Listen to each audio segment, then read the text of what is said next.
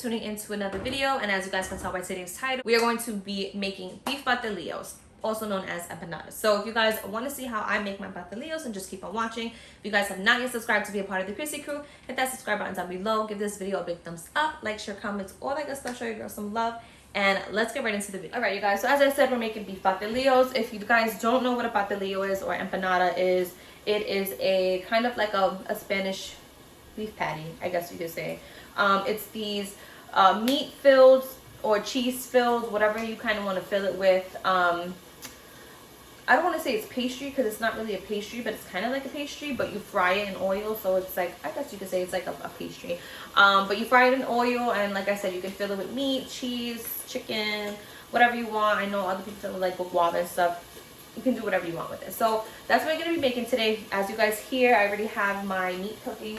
So what you need for this is whatever meat choice you have. So today I'm using ground beef. You can do ground chicken, you can do ground pork, you can do ground turkey meat, whatever you like. Sometimes I do ground, well, I haven't in a long time, but I used to do like ground turkey and stuff. You can do whatever you like, whatever filling that you want to do.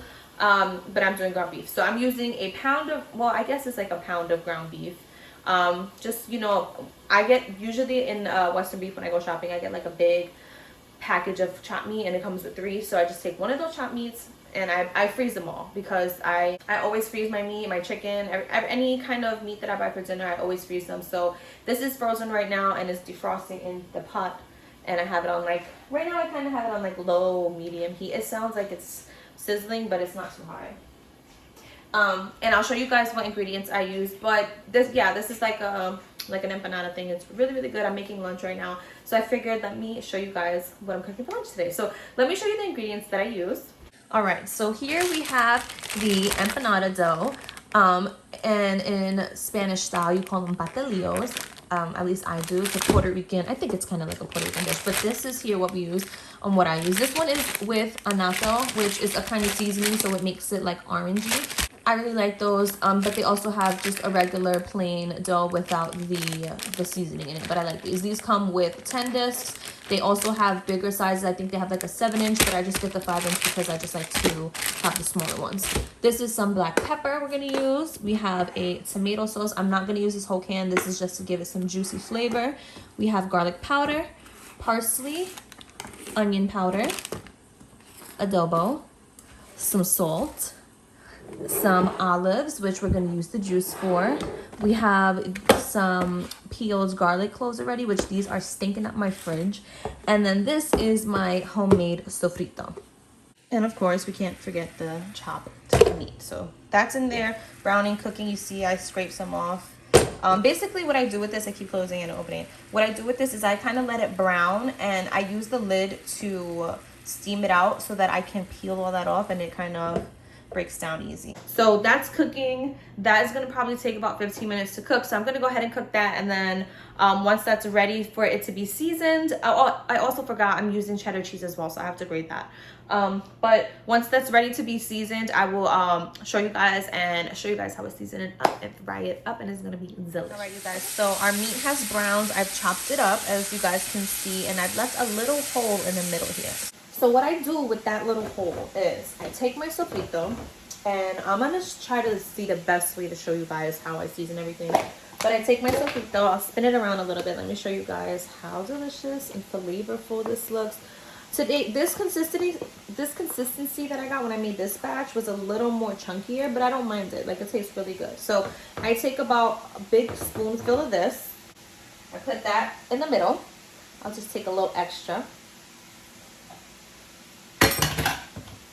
Then I take peeled garlic. Well, I take the garlic cloves. So usually I'll take about 2 garlic cloves, not too much, because, you know, we're still going to flavor everything else, and I don't want like big chunks of garlic in my food like that. And to chop up my garlic, I actually take a little hand grater and I just grate it in.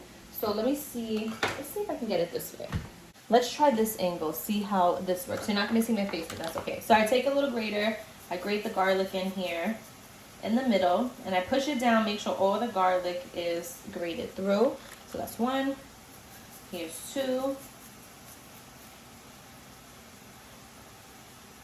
And while that's in the middle of the pot, just like cooking up, let me show you guys. That's like that in the pot. While that's cooking up there, we're gonna season around. We're gonna season around the meat. So I take my garlic powder. I don't measure with teaspoons or anything, but I'll show you guys how I do all of it. So I put a bunch of garlic powder around in that circle area. If I had to measure it, I'd say probably about 2 tablespoons.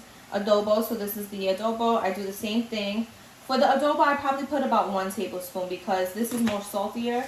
So I don't want it, you know, to be, I don't want it to be too salty.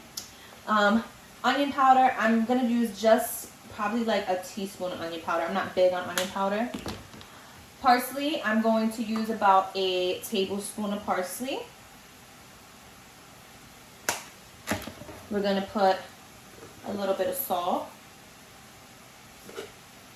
a little bit of black pepper, and then I'm also gonna put a little bit of this olive juice here. So we're gonna open this up if I can. So we got the jar open. Angel, help me. So I'm gonna pour some olive juice in here.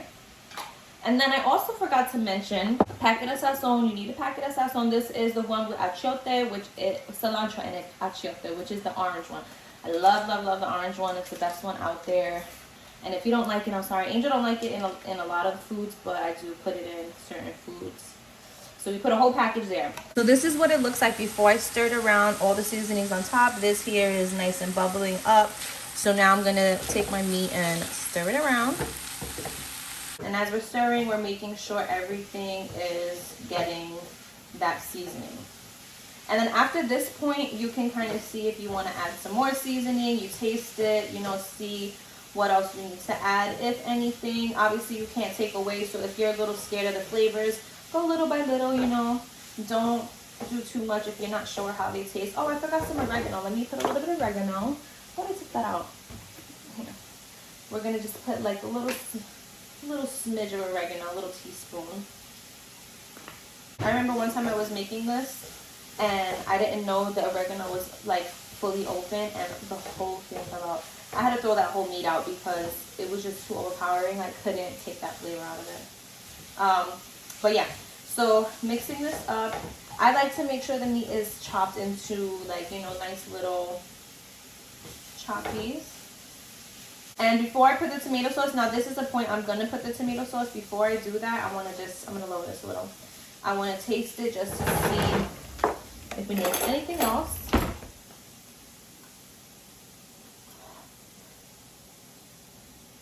Everything's good.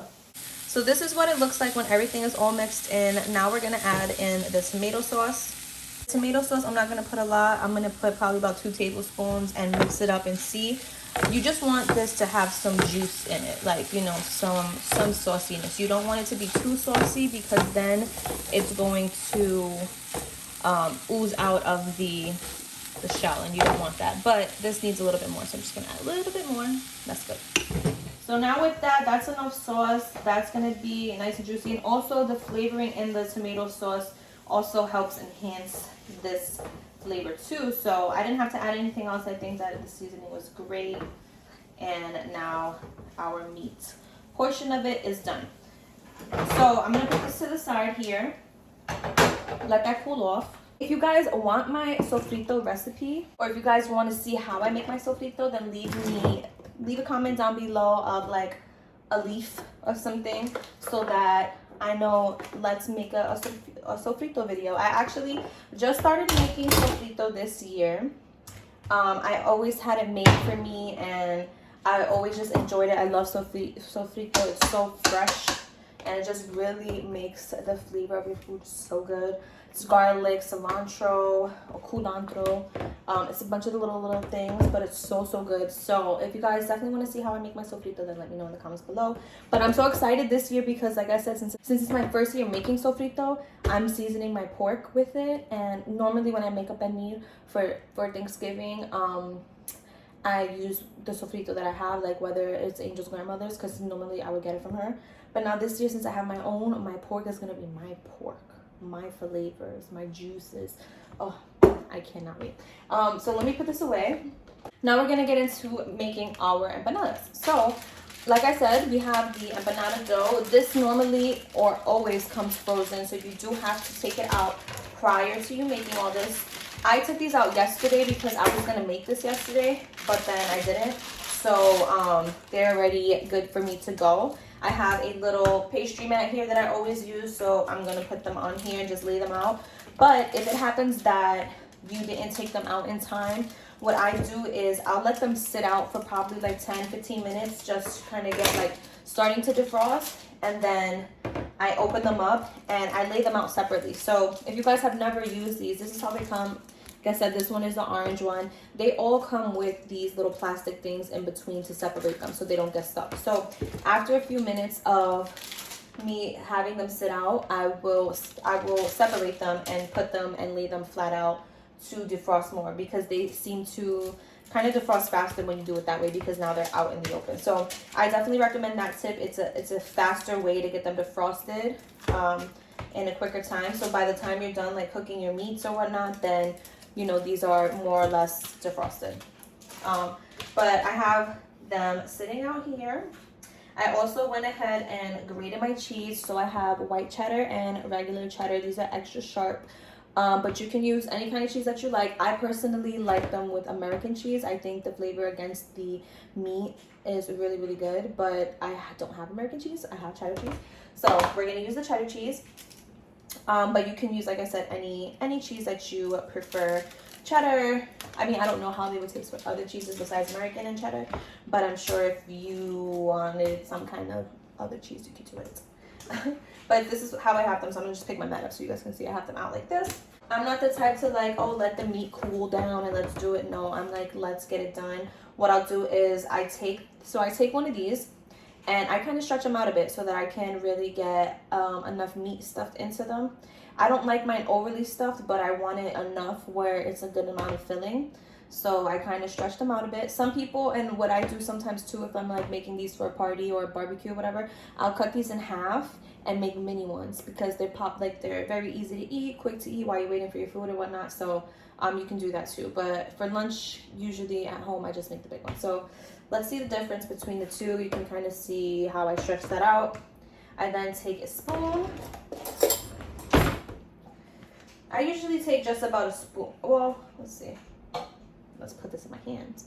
Okay. This is a spoon. And you see how much space is in it. So I'll take another spoon. Especially since I only have the 10 here. I kind of want to fill them up and not have any meat left over. So, I mean, you can stuff them as much as you want. The more meat you have, the more shells you're going to need. I don't normally do that too much. So I'm going to go ahead and fill all these. Let me actually just do one with you guys so that I can go ahead and fill the rest. So this is the one I have stretched. Next, what I'm going to do is take some cheese. Sprinkle of cheese. Whoa. Sprinkle of cheese. And then I'm going to kind of close it up like a taco. So I close it up like this. And then I squeeze the ends together, because you want to make sure they're tight. Then, what guys want to do next is take a fork. Where's my fork? Take a fork, and you're gonna crimp the edges. So I hope you guys can see that. We're crimping the edges all around. And then we're gonna flip it over. And that's how you're gonna do all of them. Some people, what they like to do is like take the ends and fold it. I mean, you can do that, press it in more so you can make sure they're covered. You can even do like, you know, different ways to make sure it's closed. Whatever floats your boat to tighten them, that's what you do. And then once these are all done, I'm gonna go ahead and show you guys how I fry them to golden deliciousness. So I'll be back. All right, so these are the patelillos as they are filled and closed. This is normally how I store them. So I'll take the plastics that they come with and layer them so that they have a separation and are covered. But some of these have cheese, some have no cheese. Angel wanted some with no cheese. So that's how they look. Right now I have the oven here, this heating up, which is oil. All right, so our oil is ready to go. I did my splash test, so I'm gonna go ahead and put 2 of them in there at a time. You don't want to overcrowd the pot. This is how it looks as it's frying. So you want the oil nice and hot, so right when they go in there, it could start sizzling up and doing its magic so that it can be a nice, crispy, beautiful crust. So I flipped them so you guys see the crust is golden. You still want to make sure your edges get golden, so I'm going to just lower this a little bit. Maybe my fire is too high. You don't want the fire to be too high because then it's going to cook the shell too quickly and it could still be doughy. So you want to make sure it's cooked evenly. So we're going to make sure these brown a little bit more, but that's the kind of crisp that you want. I mean, you can do it darker if you like. Me personally, we don't like it too dark, so we just do it till it's nice and crispy. All right, you guys, so I have them fried. Here they are. They look amazing. I want you guys to see the cheese ooze from it. So it's very hot and I want to try to get this without burning my hands, but show you guys how it's hot. Let's try this again. I'm gonna try it again. Let me cut it and see if that works better. Okay. All the cheese on top, but look at that. This is gonna be so hot for me to try, but I have to try it to show you guys how good it is, but it's gonna burn. Let's see.